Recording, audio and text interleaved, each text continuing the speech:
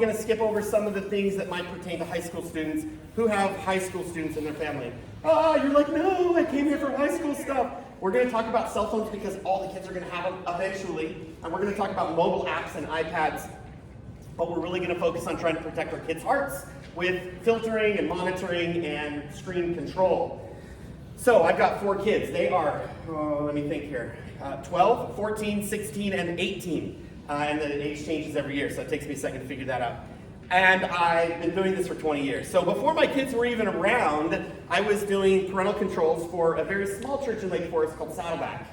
And there's a lot of people there to serve at Saddleback. And so when the internet came up in the year 2000, we put filters on computers and screens and Sunday school classrooms. And there was a lot of people there, so I got my start. And then my kids came along, and by golly, they didn't stand a chance. Because we put rules and filters and monitoring and technology safeguards in place at a very, very young age. And what I learned is that the younger you put them in place, the better you're going to be. The time to put a filter is not on your 16-year-old's computer. It's on your 10-year-old's laptop or iPad, and let them get used to it. The time to put some GPS tracking on an iPhone to see where your teenagers are going is not at 16. When you need it, it's at 12, when they get their first mobile device, or 13 or whatever.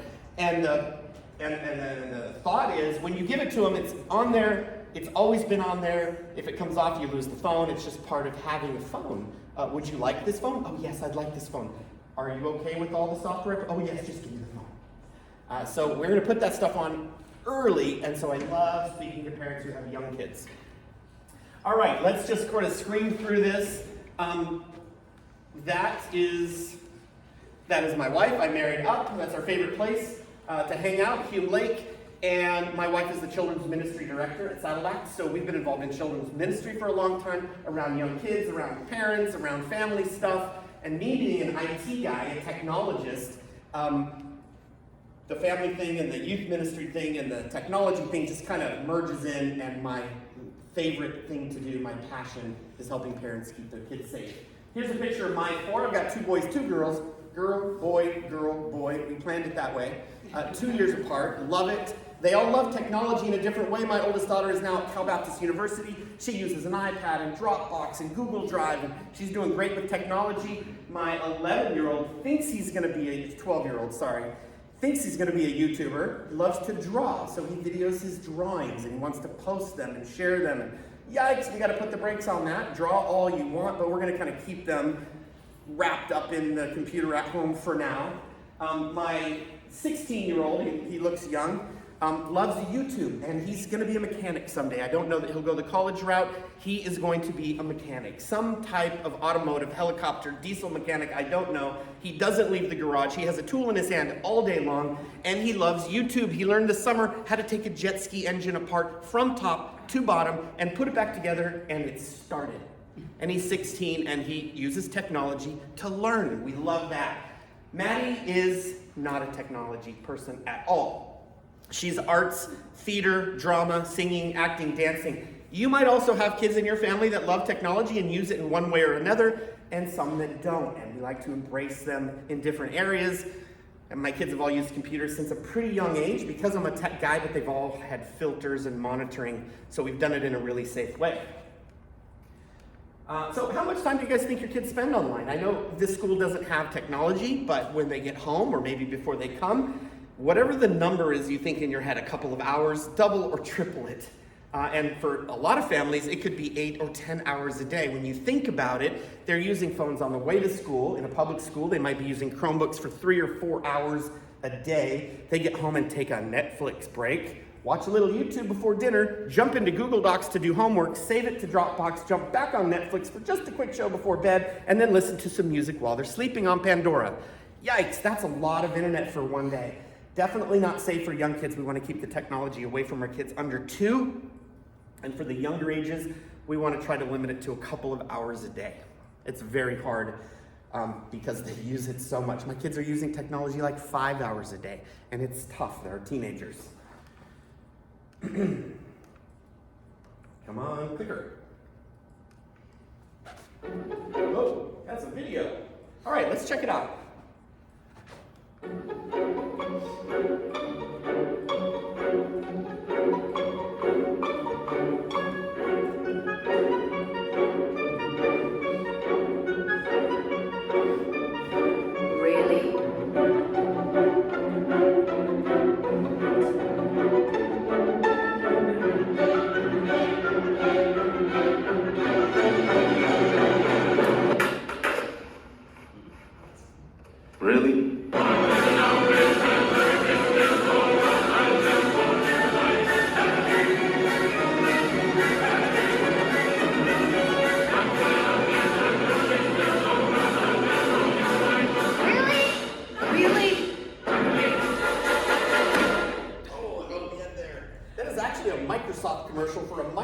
phone made 12 years ago. They don't even have Microsoft phones anymore. This just kind of demonstrates the level of addiction we can have, or the use. We're using phones all the time. Doctors are using phones in the emergency room. We're using phones in our bedroom. We're using phones all the time, and our kids are watching us, aren't they? They're watching us all the time. We're using them at the stop sign. We're using them in the carpool line, and our kids are like, oh, wow, you're using a lot of phone stuff. So we want to try to put those away. This is just a little example of what it looks like. So here's what we're going to cover today. As you can see, I talk fast because I'm going to try to cram a lot of information in. We're going to talk about 5 areas of concern. So I'm going to scare you a little bit with some of the things our kids are doing on technology. We're going to talk about 4 rules to consider. I go in homes every day. This is what I do now in Newport Beach. I get to go in homes and help parents. So if you want some help with some of this stuff, at the end of the day, that's where I'm available for you. So what I've done is taken some rules I've gotten from parents much smarter than me. Let's say I see 2 or 3 parents a day, and I've done this for 20 years. That's a lot of parents I've helped. And a lot of parents have said, hey, let me share with you something that's helped us. And as I've watched these parents raise their kids from elementary age through college, I've seen families that have done it right, and I've seen families that have not done it right, because I've been in their homes watching them and how they interact with technology. Well, I've picked up 4 rules that work really, really well, implemented them in my family at a young age, and I can tell you that they work great. So we're going to talk about 4 rules to consider. My favorite part, 3 software programs that you can use. They're free, they're easy, you can put them on iPads, iPhones, laptops, Chromebooks. I've used them all. Everything from NetNanny to Norton to Apple's device. I've used all of them, and there's one that works really, really well. And then we're going to talk about 3 hardware devices that you can put in your house to try to manage technology and filtering. So, here we go. 5 areas of concern. My clicker doesn't want to click as good as it usually does. The first one, social media. Almost everything our kids are doing right now involves some form of social media. This is even YouTube. You don't think of YouTube as social media, but you can share your videos, you can like videos, you can comment on videos. That's social media. 10 years ago, it was adults posting on Facebook, and now it's kids sharing TikTok, YouTube, Instagram. The younger kids don't have it, but you'd be surprised, because there's games like Roblox where younger kids can play, or Minecraft, where they can share their comments and stories and meet people online. That is social media. And so this is one of the problems. And we want to make sure we keep a real close eye on the apps that our kids are using on our mobile devices when they have them in their hands, or on their computers. There's a couple of rules to social media. We want to make sure that we don't give kids social media accounts too young. Probably 13 would maybe be the youngest. You should probably venture down that department, 11 or 12, if you have a responsible social media child with an active parent who wants to watch and observe. But getting an Instagram account at 10 years old could lead to some trouble. You want to be real careful there. You want to make sure you know their passwords on social media accounts, and you want to make sure that you've either understood the social media account in question, or maybe you have an account of your own. You wouldn't want to give your child a Be Real account if you don't already know what Be Real is about. The Be Real is the newest trend in social media that our teenagers or college students are venturing into. But you shouldn't just say, oh yeah, go ahead and do it, until you take a peek at it. The problem is creating unknown accounts. One of the problems, if you keep social media from your children too long, their best friend will give them a social media account as a gift. I've seen it happen. So I'm not saying, don't stand off. Stand off as long as you possibly can, but keep in mind, if your 14-year-old is begging for an Instagram account and you keep saying no, that 14-year-old might go get one without you knowing, because they have access to devices. I would rather give them one, watch them use it, teach them how to use it, monitor it, than have them do one in secret. But certainly, the younger ages, it can be a big problem. An ungoverned social media life is going to lead to screen time addiction. So if you give them carte blanche, you can download anything you want, sign up for anything you want. I'm kind of just putting my head in the sand, and I don't know anything about what you're doing because I don't know it, I don't understand it, but just have fun and be safe. Then you're going to end up with possibly screen time addiction. They're using that phone like a digital slot machine. Scrolling through the feed on a social media is going to inject a level of dopamine that the body is not capable of handling, and it is very, very addictive. We'll talk about dopamine in just a second. Of course, too much social media is also going to, we're going to lose our influence as a parent. So if we add up the number of hours in the day or the number of hours in the year that we have as a parent over our children, and then we hand over that influence to social media, to their friends, to strangers, to adults they don't know, to the world in general, and then you add it up, let's just say 10 years, from 10 years old to 20 years old, or even 13 to 18, 5 years. The amount of time spent on social media could go into the thousands of hours that we lose influence as a parent, and that could change their value system completely. Right now, the most popular one is TikTok and Instagram and Snapchat. Those are the 3 popular social media accounts. I know we're talking about young kids, but for your benefit and for our kids as they grow up, an alternative to TikTok is Zigazoo. So TikTok, we don't like TikTok. It has garbage in, garbage out. It's just a bunch of junk. It's owned by a foreign country that could be spying on the content in there. It's just not great. My kids don't use TikTok. They sneak TikTok, but they don't use TikTok out in the open. The alternative to TikTok is a new one coming up called Zigazoo. And Zigazoo is similar to TikTok, but it's cold. It's monitored. It's filtered. It's good videos, educational videos, not crap videos. Let me tell you a quick, short little story about TikTok. Now, TikTok's owned by a Chinese company called Byte something. Byte what? Dance. ByteDance, thank you very much. And they have 2 versions of TikTok. So they have the Chinese version of TikTok that's available to those in China, and they have the version of TikTok that they export out to other countries, which is the one that our children are using. Now, the Chinese version of TikTok doesn't let any child under 13 years old use TikTok for more than 45 minutes. It's not an option, it's not a setting, it's mandatory. At 45 minutes, TikTok shuts off on the Chinese version. On our version, they can use it as long as they want. On the Chinese version of TikTok, you have educational videos, patriotic videos, science experiment videos, and history videos. That's it. No junk. On the exported version of TikTok, you have some teenager lighting himself on fire at the beach and thinking it's funny, and all kinds of other garbage. On the TikTok version in China, you can imagine what they're trying to do and what they understand versus the one that they're exporting. Now, for that reason, we don't use TikTok in our house. It's just garbage. I know it's addictive, it's cool, their videos are funny, but it's just one of the worst. Zigazoo is that alternative. For Instagram, which has been around for a long time, super popular, right? It's very much about taking a picture of me reading my book in a pretty setting with my latte, and how great is this? Or the beach picture, and wait, that didn't work. Let me reposition myself and change the lighting, and I can just make my life look fantastic for all my friends. And so our young daughters are following people on Instagram, and they're seeing something that's not real at all because it's just staged and fake. Whereas Be Real is coming up and challenging Instagram and saying, let's try to make a social media platform that doesn't allow you to take 25 pictures, make a whole bunch of cool filters, and then post one. In Be Real, you're going to take a picture one time, you can't do it again, and there's no filters, and you're going to post it right then.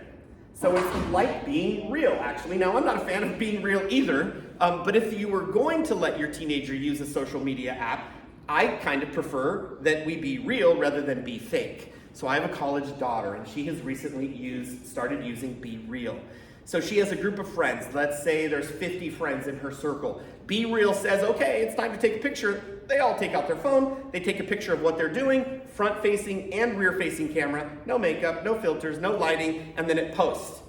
You might be doing something stupid, you might be doing something fun, but at least it's real. Now, like I said, I'm not a fan of this at all.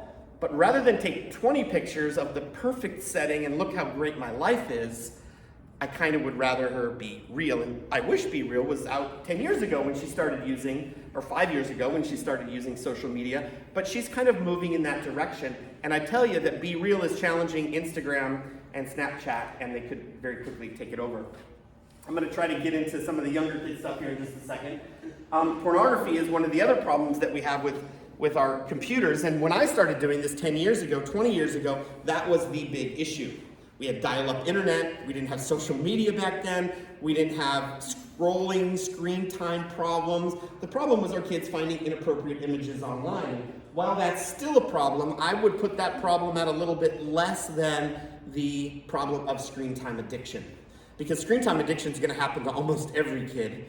Stumbling across pornography, while it may happen, it might not happen to all children. I don't think it's happened to mine yet, and I've kept a pretty close eye on them. The problem with pornography is them stumbling across it on accident or coming across it from a friend's cell phone or computer. Type in American Girl in Google and you'll get some dolls and some models. And that could just happen, and I've seen it happen just rather randomly. So we want to put a filter on the computer, not necessarily to keep our kids from surfing pornography. We want to keep them from accidentally stumbling across it. Because when they're 14 or 16 or whatever it is that they decide they want to take a look at online pornography, there really isn't a filter that's going to keep a smart teenage boy off of it if he really wants to get to it. Not that we shouldn't put one on, we absolutely should, but what we're really doing at this age is trying to keep it from happening on accident, from stumbling upon it, from just coming up randomly. So there's a great filter, we'll talk about it in a second, it's called Custodio. Starts with a Q, it's in the handout, it's in the blue links down below, and it is great on Macs, on Windows PCs, and on Chromebooks. Custodio is the best filter. It's free. It works fabulously. I've been using it for a very long time with all of my kids. For the iPhone and the iPad, the filter that we want to use is built into the operating system, and it's called Screen Time. Now, Apple didn't have a filter when their phones came out and their iPads came out. It was only later that they introduced a filter, and then they made it better. It was called Restrictions at first. Then it changed to Screen Time, and now it's actually really good. So the one that you have for the iPhone and the iPads is Screen Time. The one that you have for the computers is called Custodio. Super great program. The last problem is bullying apps. These problems lead to self-esteem issues, discipline consequences, and bullying can be done both ways. I have 4 kids. 3 of them are followers. They are people pleasers. They love to make everybody happy. And I have 1 child who will kick the Legos down if they're in her way. And I need to put some kind of parental control apps on 3 of them to protect my children from the outside world. And I need to put the parental control program on 1 of them to protect your children from mine. You might also have a child that could be strong-willed or, not a bully. I don't want to call her a bully. Did I already call her a bully? She's kind of a bully. But we're working on her heart. And we're going to keep some parental controls to keep her going down the right track. But it's not just your child being bullied by others. It's protecting others from the things that your child might do as well.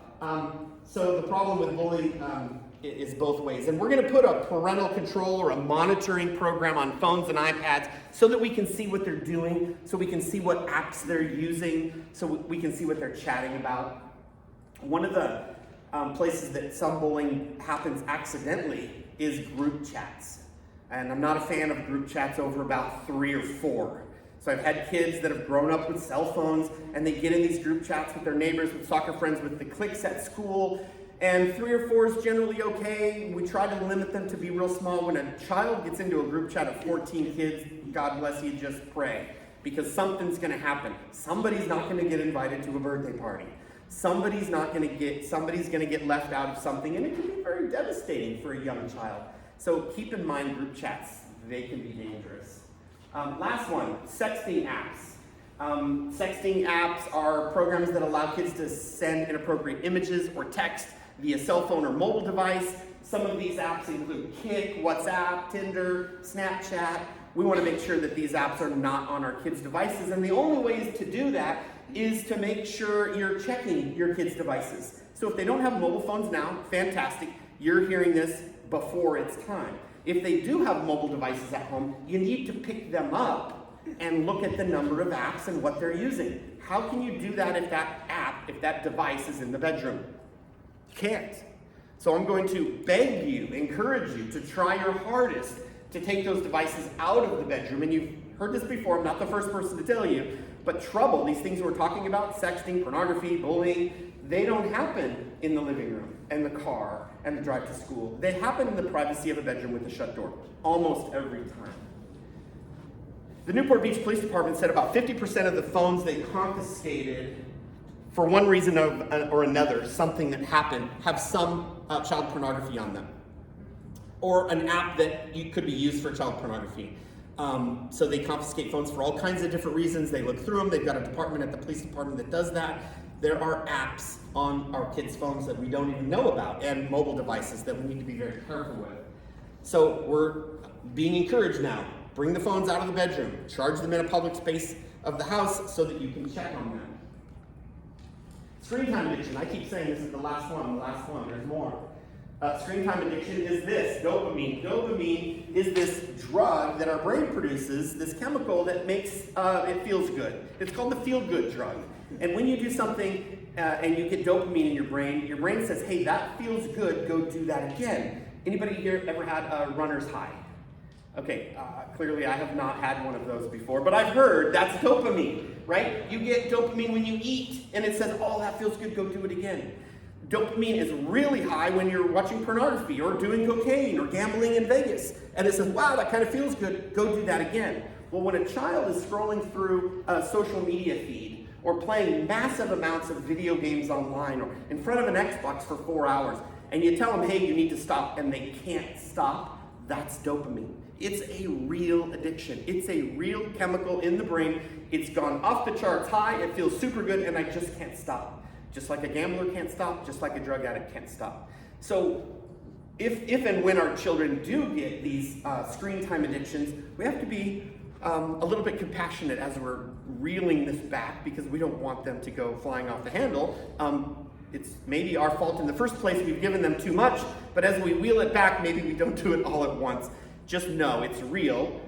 We didn't know this 10 years ago, but we know it now. Dopamine is responsible for how our kids learn, the habits that they have, their motivations, feeling rewarded. And when they have problems with dopamine, we're going to end up with motivation issues, bad habits. And Instagram and TikTok, YouTube, these are some of the worst. And even the young kids, we let them watch YouTube, or maybe YouTube Kids, or they stumbled into TikTok and we didn't know how bad it was, and they just scroll and scroll and scroll. It's time for dinner, and they scroll. I'd rather scroll than eat. It's time for bed, scroll. I don't want to brush my teeth. I just can't stop scrolling. It's real addiction. We don't like that. All right, I hope I haven't scared you too much. But those are some of the things that we really have to be worried about. Screen time addiction, bullying, sexting, pornography. So how do we protect our kids? Here's 4 rules to consider. Number 1, passwords. When you have a handle on your kids' passwords, your technology drama goes out the window. It's really related to passwords. If you want to check your child's email and you don't have the password, sorry, can't do it. If you want to set up some screen time controls within YouTube, but you don't have their Google account or password, sorry, can't do it. If you want to set up screen time on their phone, I come over to your house, you don't have their Apple ID, sorry, you can't do it. The days of putting their passwords on sticky notes and then sticking them under our keyboard, those are gone. We can't do that anymore. Now, some of you might have a contact in your phone called passwords, or an Excel spreadsheet on your computer called passwords. While that's better than nothing, the best thing would be something like a little book. Who has a big, huge problem with passwords? Just be honest. Come on, raise your hand. All right, here you go. You got a teenager. You definitely need one of these. Sticky notes under the keyboard. But there's an app called Keeper. I absolutely love it. I've used it for a long time. When Keeper first came out, I wasn't a big fan of putting my passwords in the cloud. But it's an encrypted password program. Now, some of these password programs have made the news lately. Keeper has not. Keeper is one of the best. And we use Keeper. It uses the Face ID on our phone, or our thumbprint, or our password to keep our passwords safe. I've got my kids' passwords. My wife and I have our passwords in there. And the technology drama, because we don't have to reset passwords, it's out the window. We don't have that drama. I haven't reset a password for years and years. Where's my phone? 24/7. It's in my pocket. So I go to the Apple Store and buy a new phone on vacation. I forgot my Apple ID. It's in my phone. It's not on a password list at home, so now I have to reset my password, right, while I'm in Hawaii at the Apple Store. Then I come home and my Apple TV doesn't work. Why isn't it working? Oh, I reset my password, but I forgot when I made it in Hawaii because I haven't typed it in for 3 weeks. Now I gotta reset it again, and now my phone doesn't work. It's drama, drama, drama. If we can just control our passwords, then a lot of that will go right out the window. So you can get a password book. I have a couple more. I'd be happy to give you one. They're $5 at Staples. Or you can use an app on your phone. And if you're gonna use a password app, I highly recommend Keeper. And you think, what do I need to keep passwords if I'm gonna keep my kids safe? Because something's gonna happen. And you're gonna need access to some form of social media or email or Apple account, and you're not gonna have the password. So if the rule is that you don't have your kid's password, let me just encourage you right now, change the rule. You go home and say, sorry, I don't have your passwords. I heard and learned something new today. I need everybody's password. I'm the mom or dad. I'm controlling the passwords from this point forward. You don't get to change them, and if you do, you need to tell me. And when that happens, technology can become a lot easier to use. Remove tech at night. Again, we've talked about this just a few minutes ago. If we can get it out of the bedrooms, the drama goes down, the problems go down. So an iPad in a child's bed or in a room, or an iPhone in a teenager's room might be easy for you because now I can binge watch Yellowstone without being interrupted, but for them it's just more trouble, and it leads to all kinds of issues. My daughter's 18, she doesn't live at home anymore, but when she did, I don't think her cell phone ever went into her bedroom. Her bedroom's upstairs. The rule at our house was the technology stays downstairs. It charges in the kitchen. It wasn't until she was 6 months before college that we actually said, okay, you can take it to your room. You've proven yourself, and besides, you're going to be moving out in 6 months anyway. Let's just see how you do. And the first couple of nights with her phone in her room as a 17-and-a-half-year-old, it was, I got a lot of catching up to do. And we saw where the problems could happen. So I would encourage you, if you are going to take it out of the bedroom, to not do it until they move out, but do it until a close enough time where they can handle it responsibly. We have our technology in a basket in the kitchen. It's like a letter basket. The charger's tucked behind the basket. That's where the iPhones and the iPads charge. You will find my children standing next to this basket for hours on end between the hours of 8 and 10 o'clock because they know as soon as it goes in the basket, they're done with it and it's off to brush our teeth. But because I don't necessarily go to bed before them, they're off to bed, and I have their passwords, they're in the book or the app, and now I can check and see what they're doing. The best way to monitor your kids is to pick up their devices. So there's not an app on the planet that's going to tell you everything they're doing on their iPhone, their computer. There's apps that will give you an idea. We're going to talk about those in a second. But just this morning, I picked up my son's cell phone because I was up at 6 o'clock and he was not. I went straight to the girlfriend text message. It was at the top. And I scrolled through the last couple days because there was a slight issue and I wanted to make sure it wasn't serious. And it wasn't. It was a whole bunch of, I love you too. You're the best boyfriend, you're the best girlfriend. I'm like, oh, how sweet. I think I might need to read some more. He's 16. But those are the things we do to keep our kids safe. Is it an invasion of his privacy? Yeah, but I don't care. Because my first job is to make sure he's safe. And make sure she's safe. Make sure they're safe. And he knows I do it. It's not a big secret. I don't do it in front of him, necessarily. And if I do pick up his phone. He's like, what are you doing, Dad? What are you doing? What do you got my phone for? I'm like, yeah, okay, there's a little red flag. There's something on there. You need to go to bed tonight earlier so I can check this out. So, try to get him out of the bedroom at night. Location. We use computers in the living space, so even the computers don't go in the room.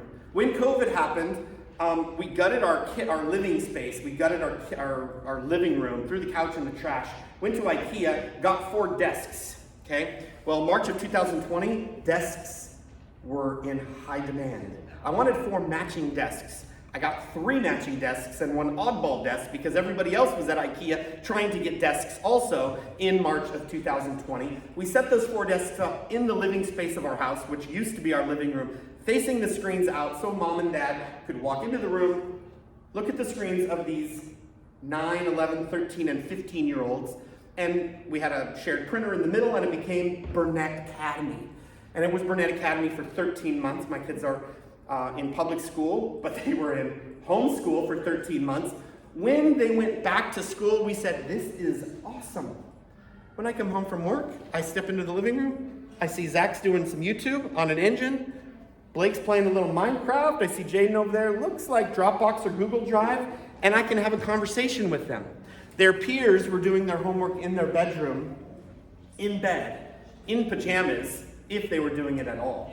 My kids thrived doing homework during COVID from home. They got dressed, they sat up at their desks, they did homework, we watched them, we were able to have conversations with them, and we thought, man, this is the best thing ever. We're gonna leave it. And now, since one's moved off to college, we have 3 desks in our living room, and our family room has become the meeting place, while our formal living room, which we never really used anyway, has turned into a schoolroom, and it's worked really well. But again, the bedroom is the place where these troubles are going to happen. Here's a good example of a couple of computers in the living space with the screens facing out. Okay, I think the internet just went down. Oh, that's a funny video. But before we do that, last rule I've gotten from some other people is to put it in writing. Now on the handout, there's a couple of links for a contract. When you give your child your first cell phone contract, your first cell phone, give it to them with a contract. Here's the rules. I have a sample contract on my website and on my Facebook page that you can download. It's a Word document. You can even change it. The first rule says, I'm dad, I own the phone, I'm giving it to you to use, aren't I the best? Rule number 1, let's just get it straight, it belongs to me. Rule number 2, I'm gonna have the passwords, all times. You're not gonna have a password and keep me out of your own phone. Rule number 3, you're gonna answer it every time I call. That was the rule when we gave our kids the phone. We said, do you agree to these rules? They said, oh yes. Oh yes, just give me the phone. I'll agree to anything. Just give me a phone to use or an iPad. They will agree to anything. 10-minute back massage every day. Okay, just give me the iPad. The last rule says, hey, you're gonna mess up. I'm gonna take it away from you, but I'm on your team and we're gonna start over. So there's a little hope at the end of all these rules. They will be glad to sign it. You hang it on the fridge, you keep it in a drawer, you can customize it. We've had to change it a few times. The first time it was no phones in the bedroom. Then we found one of our kids laying upstairs on the carpet in the hallway with an iPad. Walk up the stairs. What are you doing up here? Just playing a game, Dad. I'm not in my bedroom. I'm like, you're right, but I don't know what you're doing. I didn't even know you were up here. So we changed the rule to no technology upstairs. So I come home the next day, my 13-year-old daughter's in the bathroom. And I hear a bunch of sounds in the downstairs bathroom, and I'm like, listening, what are you doing? Pound, pound, pound. What are you doing? It's like 40 minutes you've been I'm on my iPad, Dad. I said, wait a second. You're in a room with a mirror on a device that has a camera with your pants around your ankles? No. We changed the rule once again to no technology behind closed doors. That's our final rule. It started with not in the bedroom, it moved to downstairs only, and now we don't use technology behind closed doors. Our kids keep it out in the open, and it has, again, taken some of that technology drama away. All right. Here's a video giving me a break. I need new batteries.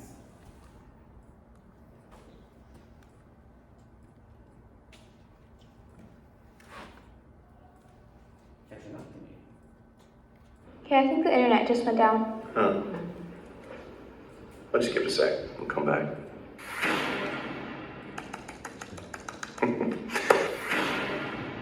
Something just happened in the world and we have no idea what it was. I know what we can do. We can go to a movie. Yes. What's playing? I'm sorry?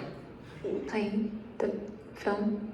I don't know what's playing. I found a Thai place. Oh, good. Read a review. There's no review, it's just a phone number. How am I supposed to eat there if I don't know what other people think about it? Come on! Work together, No, work I got together, one work thing. together. Do you have anything? No, I don't. Please come back here. I love you so much. Just come back, please, please. How are you? Fine. How are you? I'm fine. Oh, good. Yeah. We never do this anymore. I'm just gonna leave it up. Yeah. Just in case it does come out. Just to be sure. I need to let her know that I like this. I like. Honey. It's not swiping.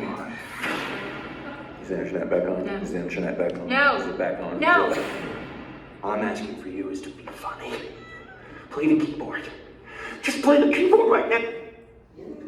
I don't know if that's, you can relate to some of that, but that's kind of what it would be like in my house with teenagers if the internet would go down. All right, so here's 3 types of programs. We've got filtering programs, monitoring programs, and time control programs. When I started doing this, there were 3 different programs, and so if we really wanted to go to town, we'd have to put all 3 of them on a computer. Now we have programs that do all 3 of them, and there's one for the computer, we mentioned it earlier, Custodio, and there's one for the phone, Screen Time. Let's talk about them real quick. So, for PC or Mac, you want to use this program called Custodio. So it's free if you just have one computer, it's $45 a year if you want to put it on 6 or 7. There's an app for your phone And the app on your phone allows you to set time limits.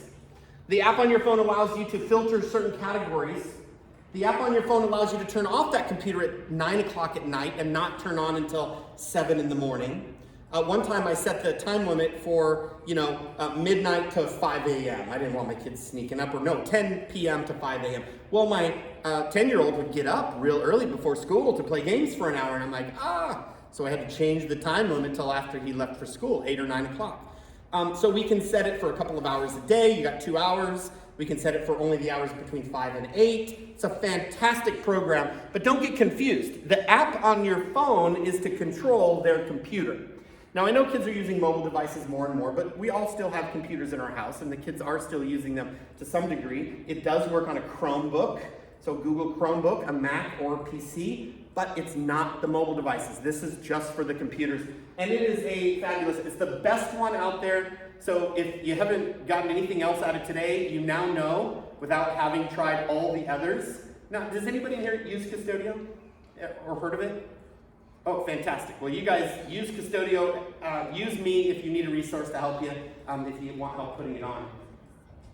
GPS monitoring, when they do get their first cell phone, is done with a program called Life 360. Now, Life 360 is an app that allows your family to each see where you are. And it works on Androids or iPhones. And it's fantastic.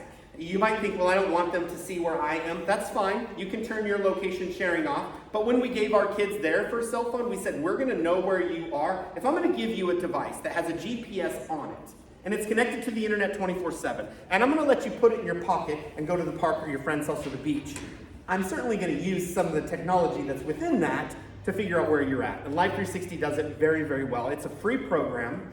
It does have a paid version, but it's like Find My Phone on steroids. Anybody use Life 360? Okay, it's a fantastic program. We've been using it for years and years and years. You can turn yours off while making your kids keep theirs on. So when they do get mobile devices, this is something that you can use to keep track of where they are. My daughter got a Jeep when she was 16. We live in Corona. There's a way right up the back of Saddleback Mountain. And she says, hey, Dad, I want to drive up Saddleback Mountain. There's dirt roads. I'm like, no, I don't think so. But she had been up there before. We've driven up there a couple times. My son's real handy. He said, I'll go with her. And I had Life 360. So we let her go. What your kids think, if you're tracking me, you're going to limit where I go. In my case, by knowing where my daughter was going, I felt better and was able to trust where she was going, and I felt like I could keep her safe knowing where she was. We've used it to watch her drive to LA. We've used it to see where my son is. He's at his girlfriend's house again. We've used it to see what time they get to school or what time they left school and what time they got to work or left work. It's a great app. It works flawlessly. It might not be for you. It might not be for every family, but consider Life 360. Screen time is the parental control program for the mobile device. Whether it's an iPhone, iPad, or iTouch, screen time is built into the iPhone and it works really, really well. The way it works is your child has an Apple ID, you have an Apple ID. Your child cannot use your Apple ID. The days of sharing an Apple ID are over. If you share an Apple ID, everything gets mixed up, and somebody here could attest to that. Contacts, text messages, photos, you don't want them to get mixed up. I could write a book on the families that have gotten this stuff mixed up that have led to all kinds of drama, a big book. So your child has an Apple ID, a child Apple ID, they make those. You have an Apple ID, and you control what they do on their phone. Can they download apps? Yes or no? Can they use Safari? Yes or no? Do you want the App Store on there? Yes or no?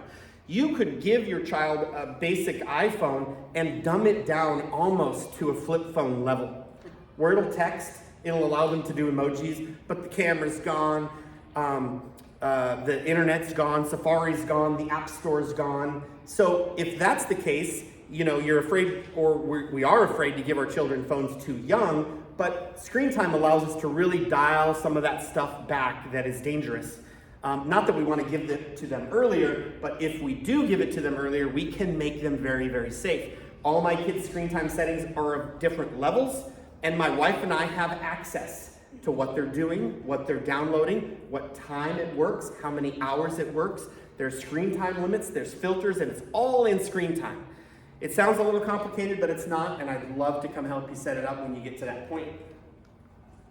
Here's just a couple of pictures of screen time where I can set app limits. I can do downtime, what time the phone doesn't work anymore.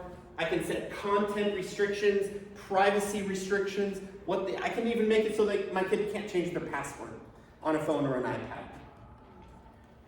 Phenomo, if they're using an Android phone, is the equivalent of screen time. So Phenomo, I don't know, your kids all don't have cell phones yet, but when they do, if you're an Android family, and around here, mostly iPhones, but if you're an Android family, Phenomo. And there's a link to it in the handout. Family Link works, it's very much like Screen Time, it's a Google product. If they're using a Chromebook at home, you might already be using Family Link. I prefer Custodio for a Chromebook, but Family Link is kind of built into the Google ecosystem, just like Screen Time is built into the Apple ecosystem. But Family Link works well as well if you're using Google stuff. So text message monitoring, this is a biggie. The only way to monitor a child's text messages these days is to mirror them. What that means is you get an old iPhone or an iPad out of the junk drawer. You set it up with your child's Apple ID. And so the text messages that they send on their phone mirror to the iPad in your master closet. We've had an iPad with my daughter's Apple ID, my 18-year-old daughter's Apple ID, living in the master closet for 6 years. It's plugged into a plug. I'm sure if I unplugged it, the battery wouldn't be working anymore. It's connected to the internet. It mirrors her phone, the pictures she takes, the apps she downloads, the text messages she sends. Now, when she was 14, 15, 16, and experimenting with her first boyfriend, those were some interesting text messages. We haven't looked at it for years, but we could if we needed to. But if at some point you need to monitor your child's text messages, there's really only one way. There's not an app. There's apps that'll claim that they'll do it. They don't. None of them work. The only way is to just get one of those old devices that you have and set it up as a mirrored device, and that works really well. So here's 3 hardware devices, and we're going to wrap it up. 3 things you can put in your house to help keep your family safe from technology. One of them is Disney Circle. Now, Disney bought this device called Circle from a guy who invented it in Garden Grove. He's probably living in the Bahamas right now, rich. But this is a great device for families with young kids. Now, this thing plugs into the internet, so it plugs in right next to your router, and it has an app for your phone. The app for your phone tells you all the devices in your house. It tells you what the devices are doing and allows you to set time limits. I can say my wife only has 1 hour of Netflix on her iPad. Or I could say my son only has 1 hour of Minecraft on his computer. Now, I use Custodio for this. This only works for families with young kids. Why? Because as soon as they learn you can unplug this from the wall and it will stop working, then it doesn't work. And it only takes a 12 or 13-year-old to figure that out. I had a guy who drilled a hole in a safe to put this in the safe so that the kids couldn't unplug it, and he actually had the power plug in a locked box too, and he took extremes to keep his kids from unplugging. We had a little defiance problem in that house. I just say don't unplug it, or I got a switch or a paint stick or something, but I'm just joking. I don't beat my children often. So this is a great device if you've got young kids. It works really, really well. It's been around for a long time. Kindle Paperwhite is the only electronic device we allow in our kids' rooms.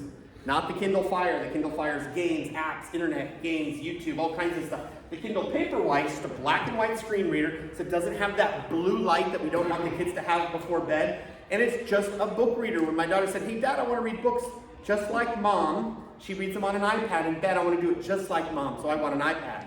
I'm like, no, you don't want an iPad to read books. You want an iPad to do a whole bunch of other things. How about I get you a Kindle Paperwhite so you can read books?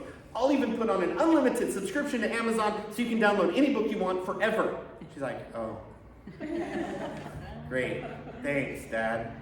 I ruined her plan. She got the Kindle Paperwhite. She loves it. She uses it. When she went off to college, she handed the Kindle Paperwhite with 147 teenage books to my son, who will hand it to my next kid. For $129, we are getting our money's worth. It's never failed us. It doesn't have a Windows operating system, so there's no blue screen of death. It doesn't have the internet. We don't have to worry about games and texting.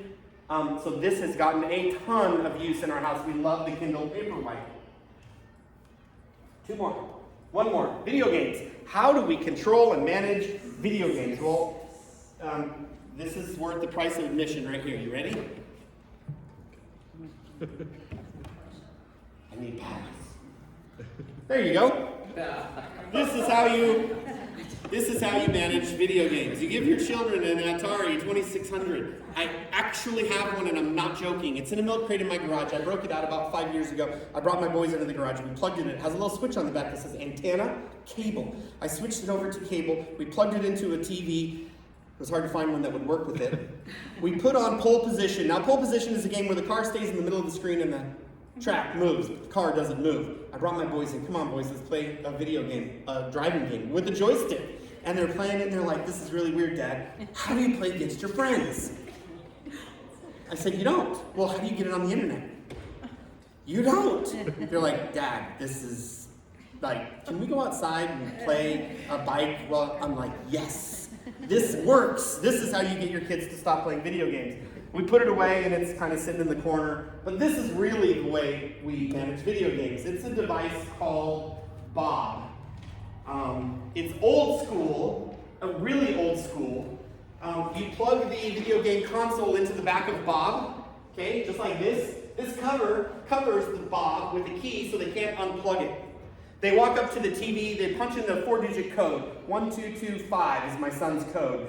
Bob turns on, it says you have 60 minutes or whatever you program. At that point, they can turn on the video game console because now it has power.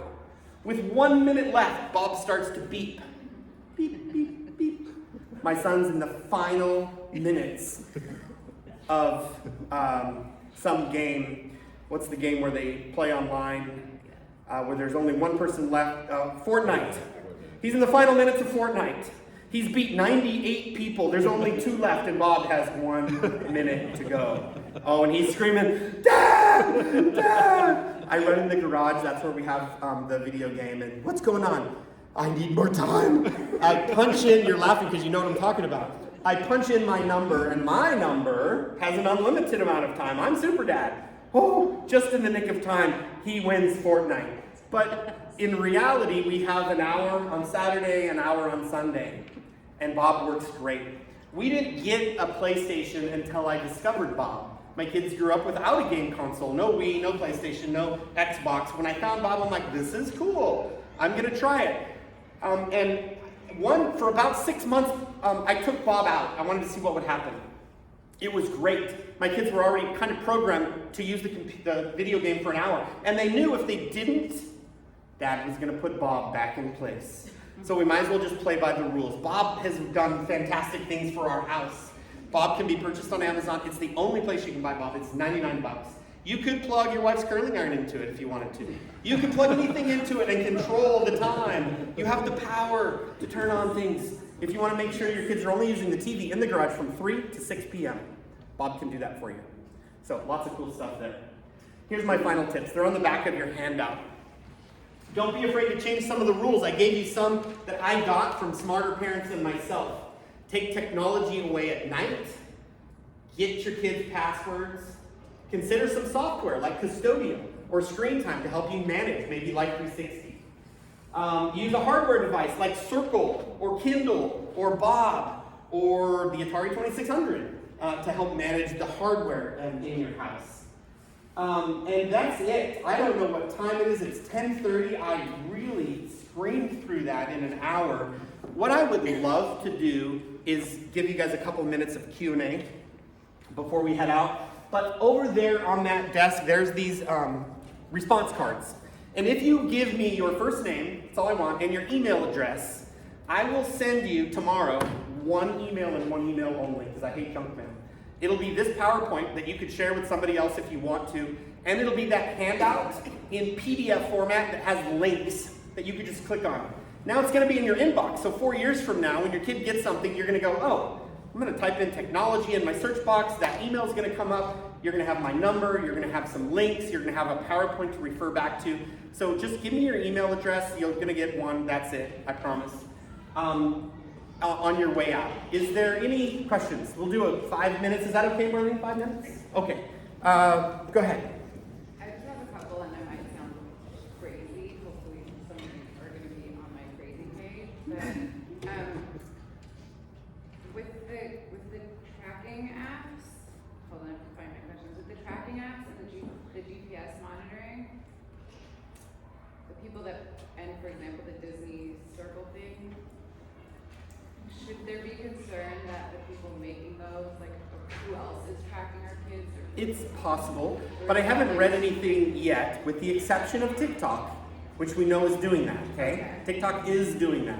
so even if it's But only Life 360 or Custodio, if there's a company out there that's making a parental control filter, okay? I happen to know the owner of Custodio in San Diego started because he was a concerned dad, and there was nothing that worked great. So he started this technology company. He grew Custodio to what it is today, which is fantastic.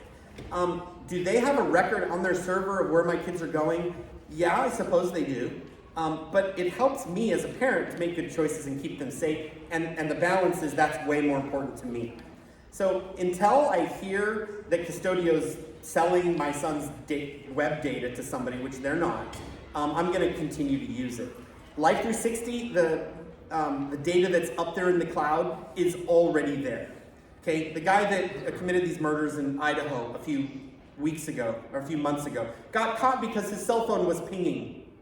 Unbeknownst to him, he wasn't even using it, but it's pinging all the time. So your data's already, your location, that kind of stuff, it's already being tracked. Wouldn't you like to see it? So Life 360 kind of allows you to see what's already being done, but in a way that helps you keep your kids safe. And to me, yes, there is a concern, but keeping my kids safe is a bigger concern. And I haven't read somewhere where kids are getting abducted or kidnapped or because of a flaw in that technology. I mean, those things are happening in a lot of ways, but it's not happening as much. We do read stories, a camera on a computer got hacked. It happens, but the idea is, what can we do to keep them safer? And I think doing nothing is not as safe as doing some of this stuff. So I can help you make it as safe as possible. Absolutely. The safest way would be no technology at all. But that doesn't quite work for us all the time. I just sorry, we're going to ask one more question. I've heard that, or I'm not heard, I know that you can hide apps. So is there a way of finding if you're hidden? A lot of times, apps will be hidden because they're supposed to be hidden. For instance, a teenager can download an app on his phone that's a photo vault, but it's disguised as a calculator. Okay, that's pretty common. But there's already a calculator built into the phone. So why do you need a calculator app? Red flags. My rabbit ears just went up because you have 3 calculator apps on your phone. That doesn't make any sense. So I'm going to do the research. I'm going to go to Google. I'm going to type it in. I'm going to figure out what this is. And a lot of times you'll open up that calculator app and it'll just be a calculator. But the kid types in a certain equation, 3 + 9 =, and boom, the calculator turns around, and now it's a photo vault of hidden photos. That's really the most common one that I've heard of. But the other way kids can hide apps is just by putting them into folders so that you can't see them, or removing them from their home screen. And this is why we pick up their phones and their iPads. We pick them up at night because there isn't a program that'll tell us, hey, your child hid an app. It just doesn't exist. So we're just going to do the hard part, the parenting part of picking it up and looking at them once in a while. Yeah, or have me over once a year. I'll tell you in 3 minutes what's on that phone. And I have families, once they've had me over to help them with technology, I'm like their best friend till their kids move out. And I'll see them once a year, and we'll go through the technology and the filters and what kind of questions they have, and I'll take a look at web history with them and tell them what to look for and stuff that pops out. I'm afraid to answer your question. No, Anybody else? It's easy. The mirroring, the text mirroring. Yes, I knew that one was coming.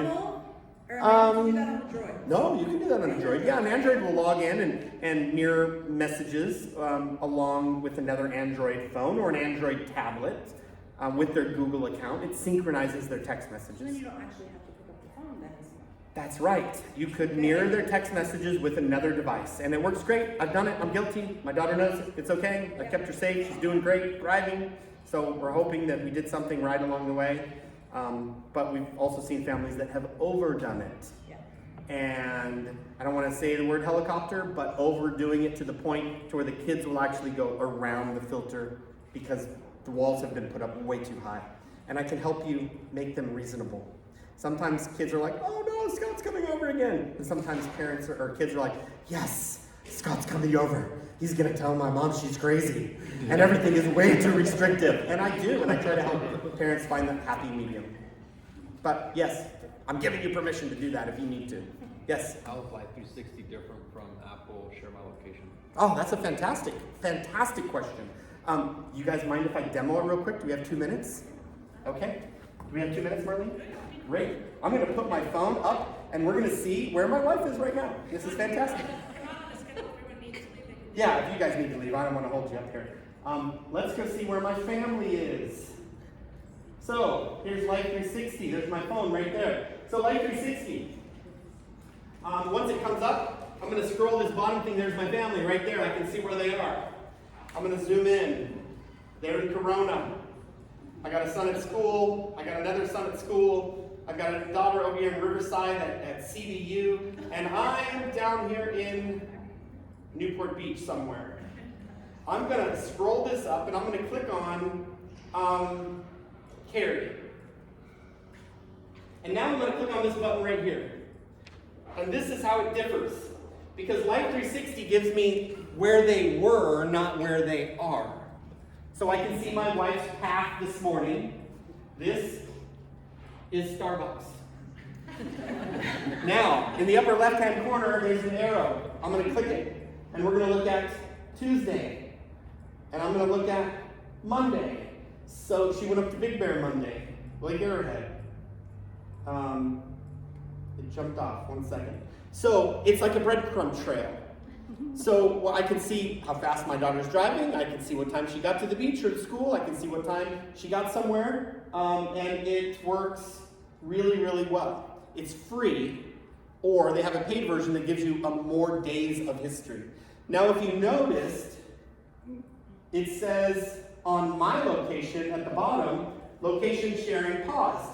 So as a parent, you can pause your location. Now, I just turned it off yesterday to demonstrate to somebody. I almost always have mine turned on. It's very easy. I can go in as the parent and turn my location sharing on or off. So now my family can see where I am. They couldn't a second ago. But now you see I show up down here. I wasn't there a second ago. If your kids do that, we have a problem. And when we gave our kids their first phone, we said, you will not turn off your location. That's not allowed. You will not remove Life 360. They said, I promise, I agree to anything. But you can turn yours off. You're the dad, you're the mom. You can make the rules, but you can keep them from doing it. And it works really, really well. So this data is already being used on your cell phone. You're just not looking at it. Life 360 just kind of allows you to look at it. Now you can turn off your location sharing for all your apps, so none of your apps see your location at all, and your phone can become a dumb phone. Maps don't work. Some of the other apps don't work, so sometimes you gotta have them on. But I've used it for a long time. I keep a really close eye on whether it's safe or not, and it's got my stamp of approval for now until further notice, especially when it comes to our kids. Is there any more before I excuse you?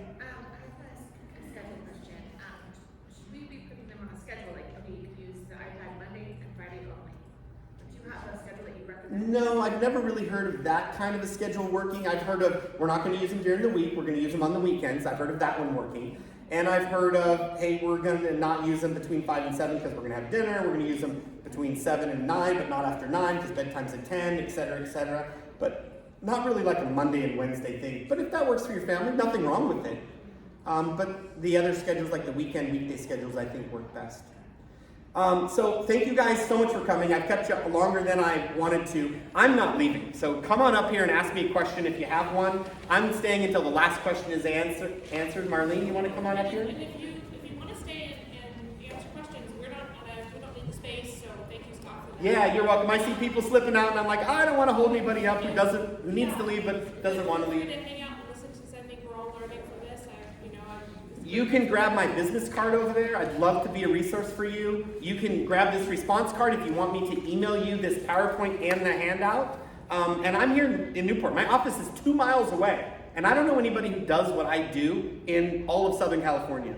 And I've spoken at all the schools and churches around Newport. So use me as a resource to help keep your kids safe, please. Thank you, guys. And